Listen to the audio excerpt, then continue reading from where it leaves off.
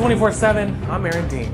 Several heat records have been broken over the U.S., with more predicted to fall as extreme heat scorches regions from coast to coast. Globally, June was the planet's hottest month ever recorded. The Advocate Channel's Laura Aguirre has the latest dangerous heat outlook. Planet Earth just had its hottest days on record ever. The world's average temperature Tuesday and Wednesday just under 63 degrees Fahrenheit. The previous high was in August of 2016, when it was around 62.5 degrees. This from two climate tracking agencies in the U.S. and Europe. Now, 62 degrees may not sound high, but weather experts point out it includes half the planet that is in winter right now. And in the coldest regions like Antarctica, melting ice means the Earth is reflecting less sunlight and absorbing it into the darker colored oceans, pushing up temperatures. In the U.S. Wednesday, several heat records were tied or broken. Cities in Texas, Georgia, and across the Pacific Northwest setting new highs. In White Salmon, Washington, residents are dealing not only with heat, but wildfires. The Tunnel 5 fire has charred over 500 acres so far, while anxious residents across the border in Hood River, Oregon, look on. This west wind's going to just come in with a vengeance. When you see those flames just going up the side of the hill, you don't know what's going to happen. No injuries yet reported there as firefighting efforts continue. But officials warn that isolated dry thunderstorms could ignite new fires in the region. Some scientists say the El Niño weather pattern, combined with the evolving climate crisis, means more heat records could be broken before year's end. I'm Laura Aguirre reporting. Philadelphia residents still in shock after city officials say a man went on a, quote, deliberate killing spree on Monday. Warning, this story contains graphic video that some viewers may find disturbing. Officials say both of the guns that were found with the 40-year-old suspect were so-called ghost guns, which are weapons that are manufactured privately and are untraceable. The city of Philadelphia has filed a lawsuit against Polymer 80 Incorporated and JSD Supply Incorporated, which authorities say are major ghost gun suppliers. Buyers of these weapons are often those who can't legally buy a firearm, such as minors or felons, according to the city's press release. There have been at least 359 mass shootings in the U.S. thus far this year, according to data from the Gun Violence Archive. A Trump-appointed federal judge has ordered a slew of Biden administration agencies and officials to stop talking with social media companies about online content. This has to do with a lawsuit filed by a Republican state attorney general over social media, free speech, and COVID disinformation. The Advocate Channel explains.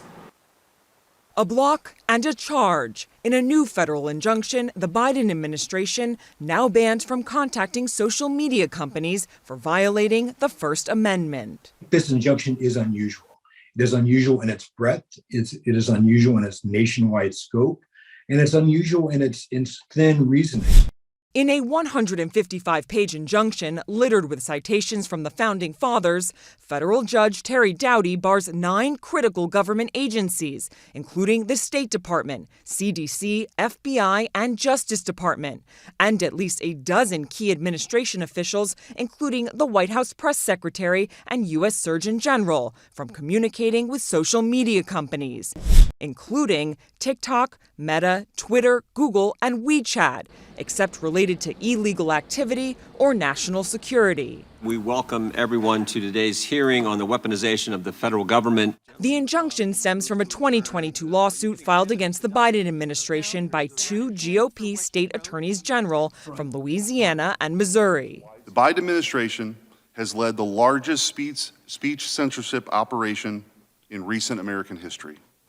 Since taking office, President Biden and his team have labored to suppress viewpoints with which they disagree. The lawsuit claims the administration coerced and colluded with social media companies to suppress content like COVID-19 theories, vaccine efficacy, election integrity, and stories about Hunter Biden and the president himself, violating the First Amendment. The First Amendment is not concerned at its core with misinformation or untruth, and certainly no one has a robust First Amendment right to spread untruths on the internet.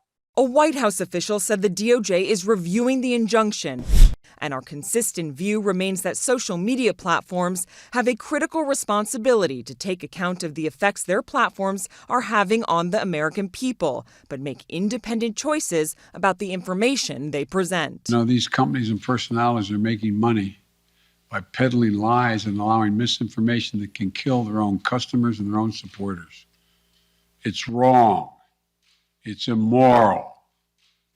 I call on the purveyors of these lies and misinformation to stop it. Judge Doty, who has yet to rule on the case, says if the plaintiff's claims prove true, it, quote, involves the most massive attack against free speech in United States history. Vanessa Yurkevich, CNN, New York. Well, with Twitter seemingly on the ropes amid controversy and confusion within the Elon Musk-ran social media giant, Facebook's parent company Meta is seizing the opportunity to take on the rival platform. So what does all of this mean for Twitter? Well, the Advocate Channel's KeKe takes a look at the latest battle in the social media wars. It's been talked about for months. Now, Meta's challenge to Twitter is here. Facebook's parent company launched Threads on Wednesday. Bridget Carey, CNET's consumer tech and trends expert, says the objective of real-time conversations is the same, but it's too soon to tell whether Threads will topple Twitter. It's still the early days. It's not exactly the same as Twitter. There are a lot of things we're going to have to get used to, and there are different communities on each. It appears the Threads app, available in 100 countries, is off to a fast start. Meta CEO Mark Zuckerberg posting on his verified account that Threads saw 30 million signups by Thursday morning. Meta's numbers may be its biggest advantage at launch. Users sign up using their Instagram account, and there are more than 2 billion active Instagram users around the globe. Twitter's active user base is currently around 250 million and has taken a hit amid the turmoil since Elon Musk's takeover last October. To be a really successful social media company right now, it needs to be a place that's safe, a place that is trusted, that you are trusting what you're seeing online, and it needs to be a place that is just easy to use and useful. Just within the last week, Twitter has imposed temporary limits on how many tweets its users are able to read in the app and announced users will soon need to pay if they want to use TweetDeck, a popular monitoring tool. In Washington, I'm KeKe. Actress KeKe Palmer's boyfriend is getting slammed on social media for his comments about her outfit. Palmer wore a fitted black bodysuit with a sheer overlay to an Usher concert in Las Vegas. After Darius Jackson saw the video of Usher singing to her, he tweeted about what she was wearing. After negative comments, Jackson posted again, writing, quote, "A man of the family doesn't want his wife and mother to his kids to showcase booty cheeks to please others." He went on to say, quote, "I have standards and morals to what I believe," end quote. On Thursday, it appeared Jackson had deleted his Twitter account. Well, anyone hoping to travel abroad better make sure that they get their passports in plenty of time. Right now, the estimated processing time for a new passport is 10 to 13 weeks. The State Department says that it's working to process applications faster, but officials don't expect to get back to pre-pandemic processing until the end of the year. Secretary of State Tony Blinken said earlier this year the State Department receives 500,000 applications a week for passports. A State Department spokesperson says that the agency is authorizing up to 40,000 overtime hours each month as workers try to get through the backlog. Well, the oldest living survivor of the Tulsa Race Massacre is sharing her story in a memoir entitled "Don't Bury My Story." Viola Fletcher writes about the 1921 tragedy. At 109 years old, Fletcher remembers when a white mob ran through.